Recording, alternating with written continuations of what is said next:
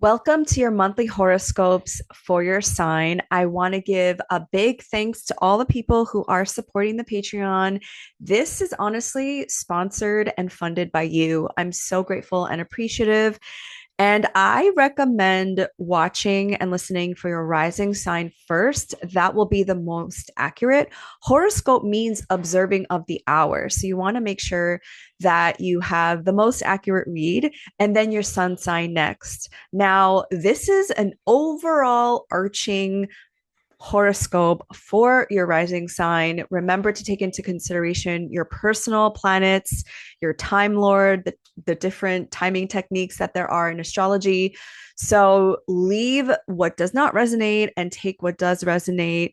I'm also teaching an astrology one-on-one course class this fall, slated to be September 1st, 2025. There is a form down below just to get an idea of where everyone's at. It's only 5 questions if you're interested in learning how to read your own chart, because I'm all about teaching you how to fish. So anyway, thank you again so much, and let's go to your sign. Hello, Virgo suns and Virgo risings. Welcome to your August forecast. So, every Leo season to Virgo season, which happens in August, you're going from 12th house topics because Leo is the 12th sign from you to then first house topics, which is about self and your body. We had a Mercury Kazemi, which is your chart ruler. Mercury rules two signs, Virgo and Gemini, on July 31st in the sign of Leo. So you might have had limiting beliefs come up to the surface. You might have had old contracts or work related career topics come up.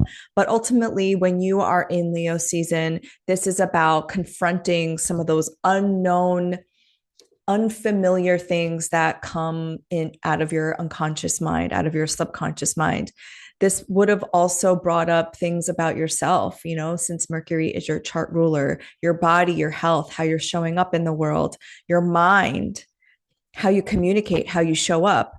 This could have also brought up topics about you and your career, like how do you want to be perceived in the world? Are you ready to show up as your authentic self? Because again, Gemini rules your 10th house of work and career.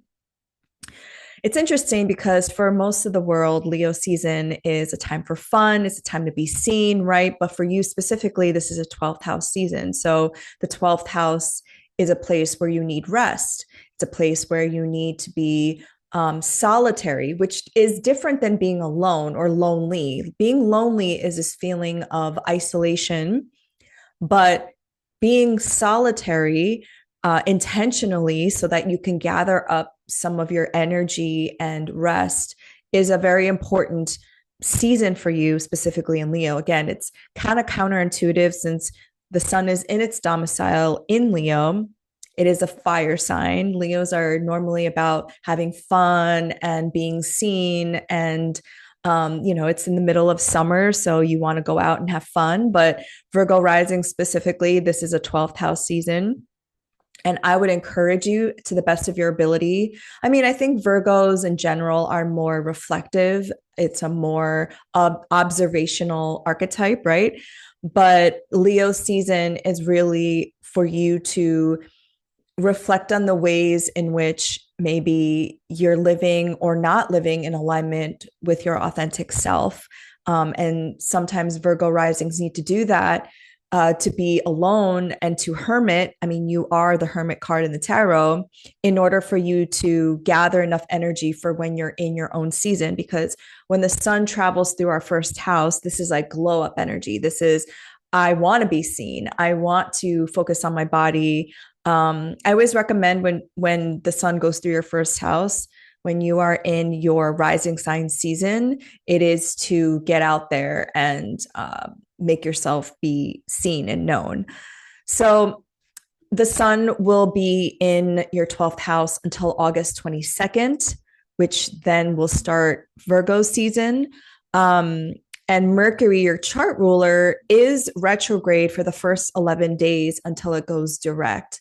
And then Mercury will retrace steps from June 30th when it was at 4 degrees of Leo and go back over those points of the retrograde.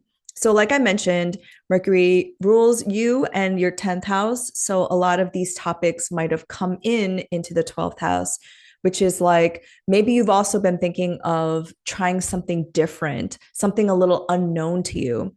Now, you are going through a major, I would say, ego death. You know, when the South Node goes through your first house, this is changes in your body, this is changes in you.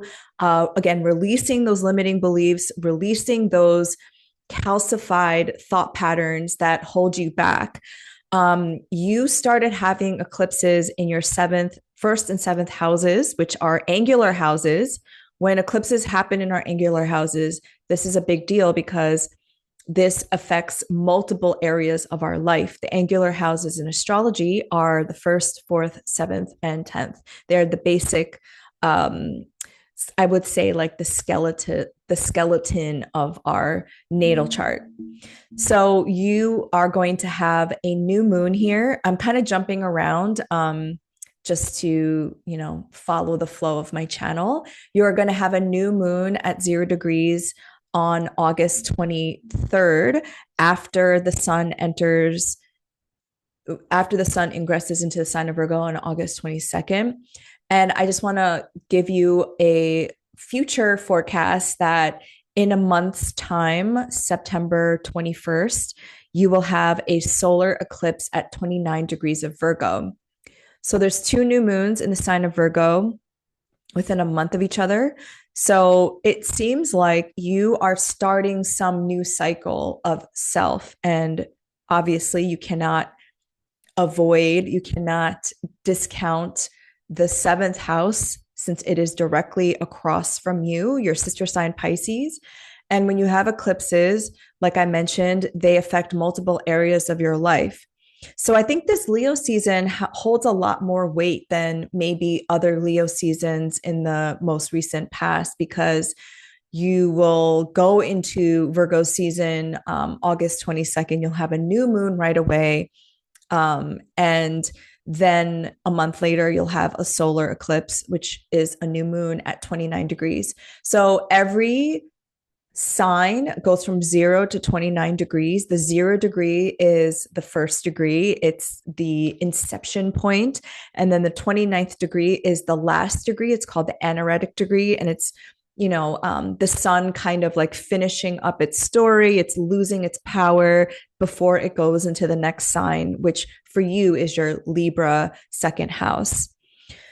So going back now to the beginning of the month, Mars will ingress into the sign of Libra on August 6th. So you begin the first week of August with Mars still in your first house.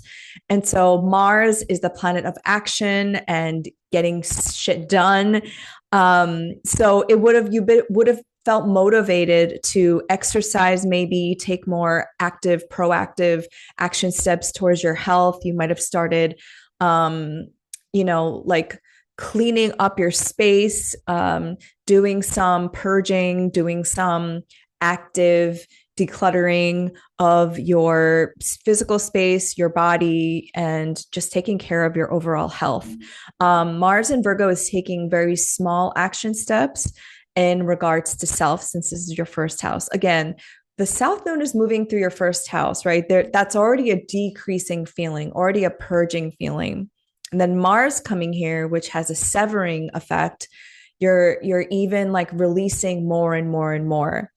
And you want to look towards the North Node in Pisces, which is about spirituality and surrender and remembering your own divinity through the 7th house, which is the other. This could be literal, like you start having changes in your one-on-one relationships, like your partnership, your friendship, your business partners.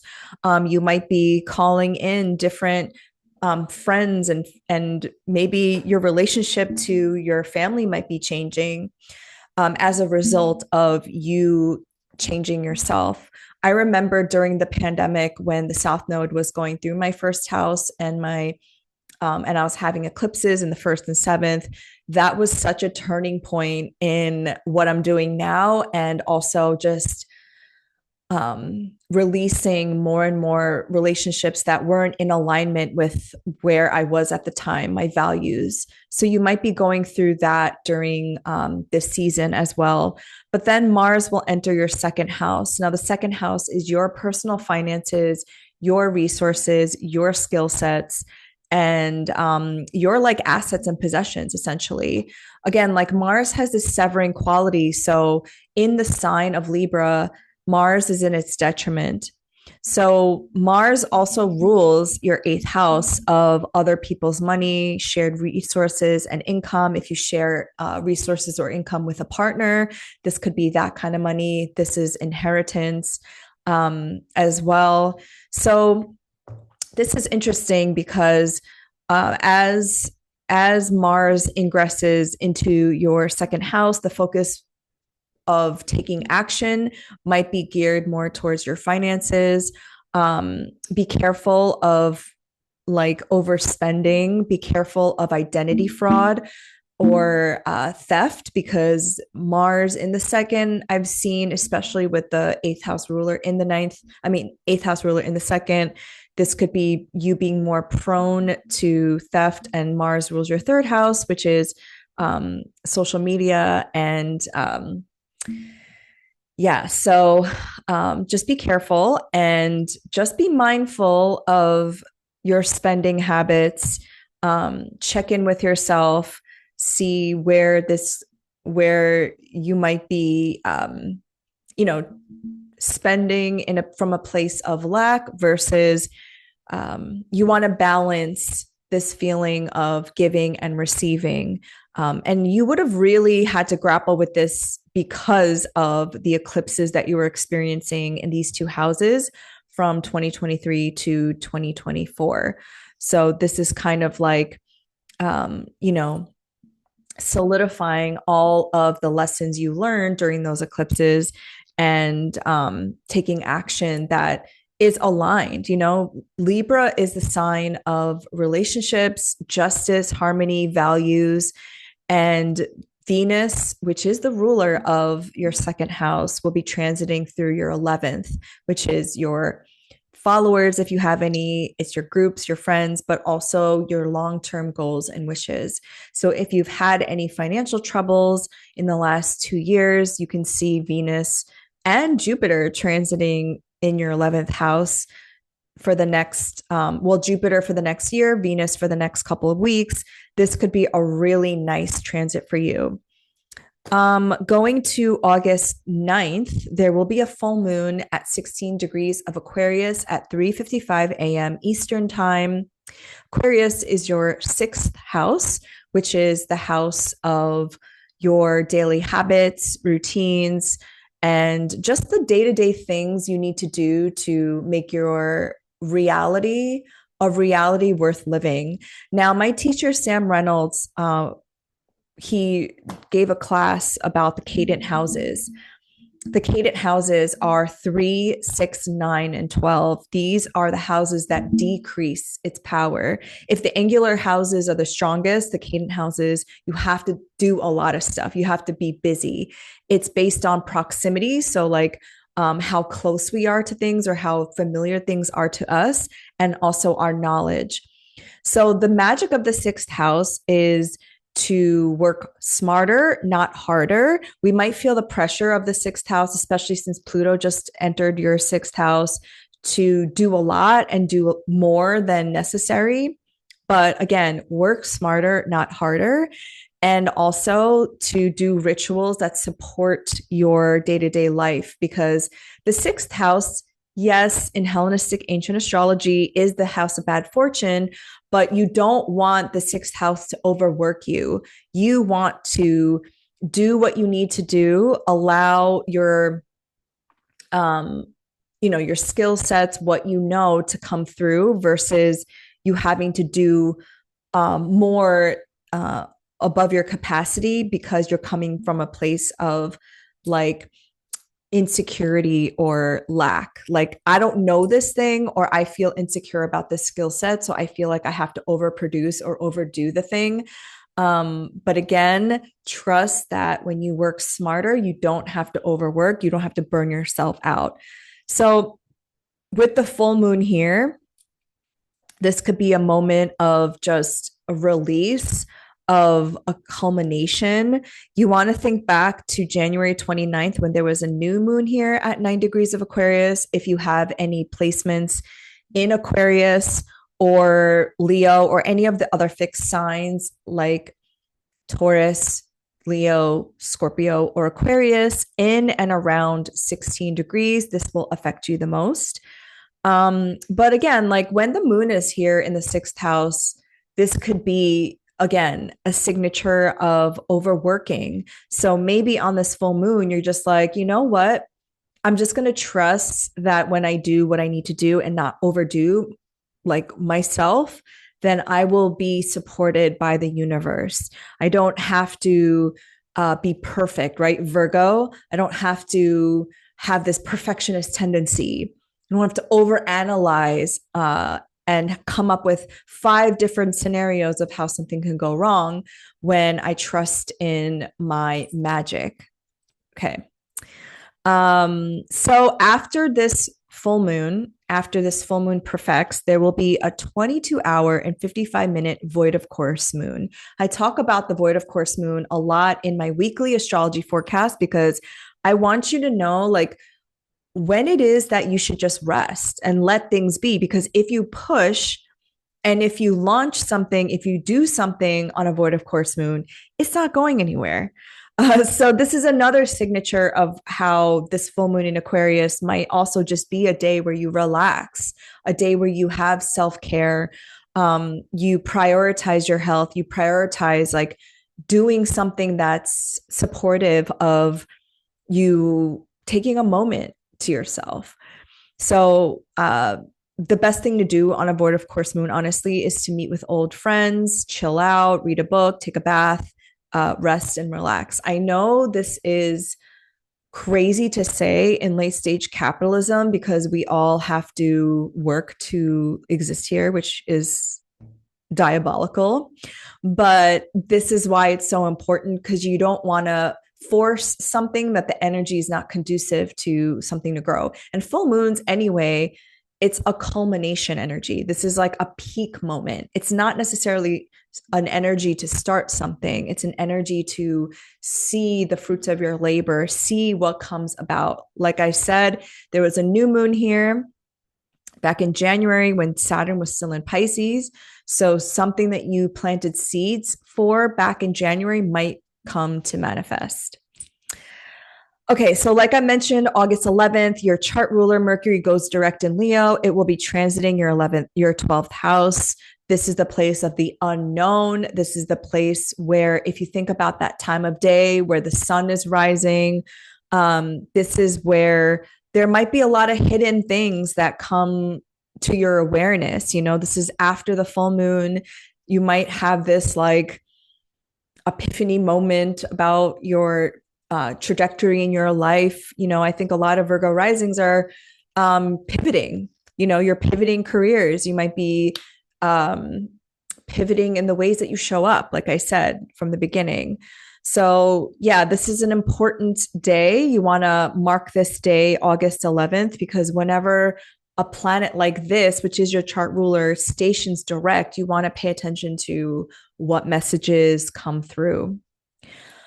On August 12th, you want to mark this day too, because this is the loveliest transit of August, and I would dare to say of 2025. And like I said, in your yearly ahead horoscopes, I said, when you can get these in 2025, you best use them because we don't have many of them. So this is the day that Venus in Cancer will conjunct Jupiter in Cancer at 14 degrees. So what I love about Jupiter's transit through your 11th house, which again, let's milk this because Virgo risings are going through it. You are going through eclipses. You are going through your dark night of the soul, maybe. You're going through this like transformative year of eclipses happening in your first house, seventh house, axes. Okay, so Jupiter has its joy. These are called planetary joys in Hellenistic astrology. And Jupiter happens to have its joy in the 11th house. The 11th house is a house where we are supported by the divine. It's the second from the 10th. So these are the 11th house is also a house of money as well, because there's several in astrology. And so this is the money that we can also receive from our job, since it's the second to the 10th, or our career. It is our hopes and wishes. So having Jupiter here, you're really manifesting the future that you want to live in. Jupiter is exalted in the sign of Cancer. Jupiter and Venus will also be conjunct the fixed star Sirius. If you want to do more research on this, I would research the fixed star Sirius, which is the dog star. It's a very important star for the ancient Egyptians. They literally constructed the pyramids of Giza from the alignment of Sirius, and it was an important star for them.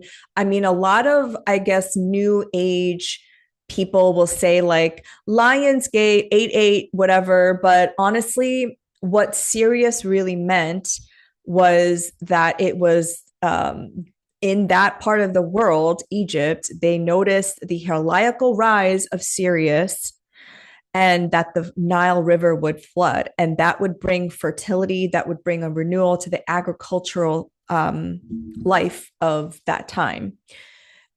The Nile River doesn't flood now because of the dams that they've created, but it is a very important star for them of leadership, of growth. So having Venus and Jupiter here is very auspicious. It's very lucky. Again, the 11th is in a sextile to you, your rising sign. And I don't know of a better transit in 2025 than this one. So take this day to set your intentions, say them out loud, write them down on a piece of paper. Like just wish upon that star, because I still believe in that. Jupiter rules your seventh house of one-on-one partnerships and your fourth house of home. Venus rules your second house of income and finances, and your ninth house of foreign lands, foreign travel, and philosophy, spirituality, religion, the house of God. So all of these topics will be combined in this Venus-Jupiter conjunction in the 11th house. So mark that day. It's very lucky. I already mentioned on August 22nd, the sun ingressing into your sign. And then the new moon happens at 0 degrees of Virgo on August 23rd at 2:06 a.m. Eastern time. This is not an eclipse. This is in the first decan of Virgo, which is the Eight of Pentacles. And for me, this new moon is about commitment and craftsmanship. Also, what I noticed about this day, this new moon, is embedded into this new moon chart. Uranus, Neptune, and Pluto, all of the outer planets, are at 1 degree. And I mentioned this on the monthly astrology forecast with Stephanie Campos, that according to Nikola Stojanovich's degree theory, 1 degree is an Aries degree ruled by Mars. So these placements are about expressing your personal goals and moving your vision forward. So Uranus just entered Gemini in your 10th house of career and what you're known for. So you also want to look at if you have your midheaven in the 10th house in Gemini. And Saturn and Neptune are in your 8th house of shared income and what you receive, the money you receive from other people. So I think what this is, and Pluto is in your 6th house. So I think what this is saying is, your Virgo risings are going through their like big moment of maybe shifting careers, right? Uranus is like disruption, it's change, it's revolution, it's your mini revolution. If you have a Virgo rising in and around like 0 to 5 degrees of Virgo, Uranus will be squaring your rising sign. So this is really challenging you in the ways in which you need to change in order for you to become the person to align with the future that you're dreaming up. And I love Virgos, because I'm like, I have so many Virgos in my life, and Virgos and Aries, depending on the degree, is forms an antisha. That's advanced astrology. But um, the thing I appreciate about Virgos that as an Aries, I don't have is the ability to plan, the ability to look at the small details and making sure that everything is like uh, lined up, basically. But that can also be your biggest downfall because sometimes you need to act quickly. Sometimes you need to be more malleable, right? Which is interesting because I think Virgo,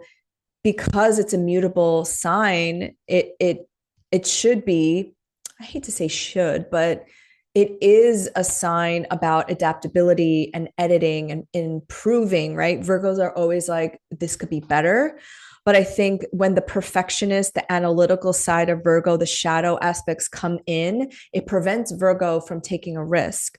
So I think with all of this air and fire that's now coming, all the outer planets being in air and fire, it's really challenging Virgo to kind of, make these shifts that I would even say 2025 to 2026 and beyond. If you look collectively, what is going to be required from us, it's going to be having that internal embodiment and safety and security within our bodies, right? That's Virgo, and trusting the wisdom within while the outer world is continuously changing. And we want this change.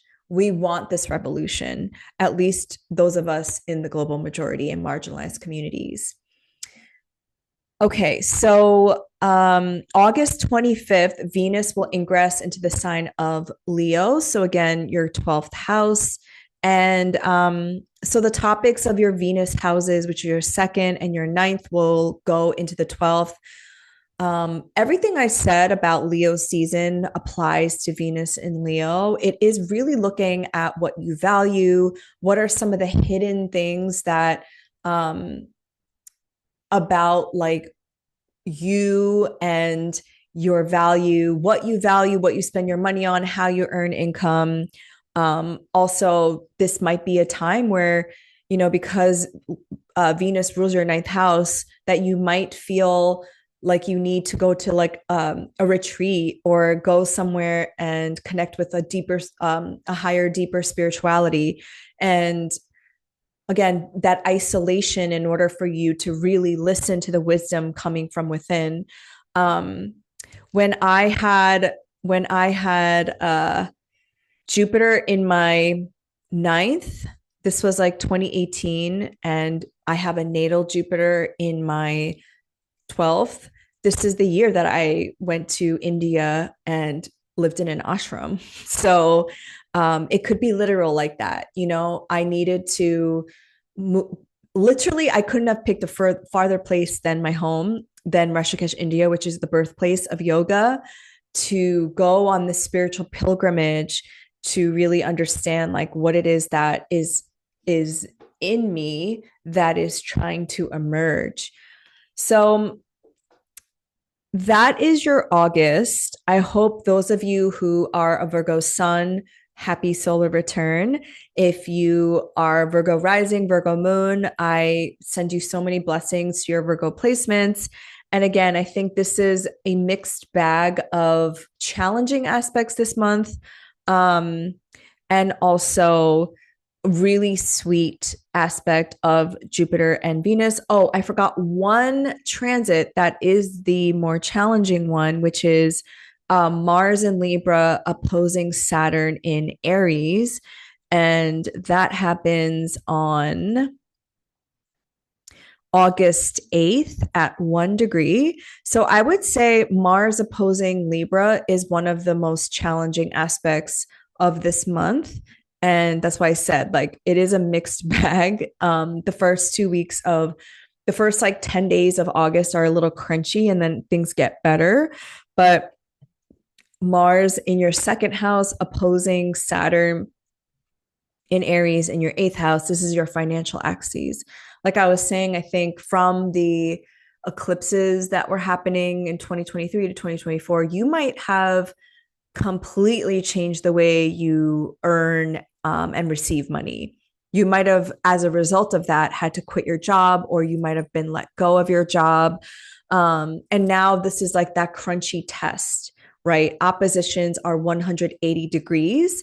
They are the nature of a full moon. So this is a crisis point of, okay, like I've been through this, and now, like, how am I going to be committed in making, I don't like saying making money, because we're not making money, we're receiving money for our talents and what we have to offer to this world. So I think that's a question you can ask yourself. It's like, what is it that I need to continue to do every single day in a committed way to receive the kind of money that I need in order for me to do my mission? And that, again, might require you to ask for help or put it out there into your groups, communities, followers, if you have them, for assistance, because the North Node is in your seventh house. The North Node ruler, Jupiter, is in your 11th. So I think you can gain a lot of assistance from, if you have a platform, like I said, or if you have a community, to kind of like be honest and vulnerable to people, like, hey, this is like what I'm putting out there. And if you value it, you can contribute to my Patreon, contribute to my Substack, whatever the case may be. I mean, I started doing that. As if you are watching this, you probably saw that, you know, what I have to offer has value, and I'm not going to continue to burn myself out by doing it for free, for example. So that is your August. I wish you all the best of luck, and I will see you next month. Bye.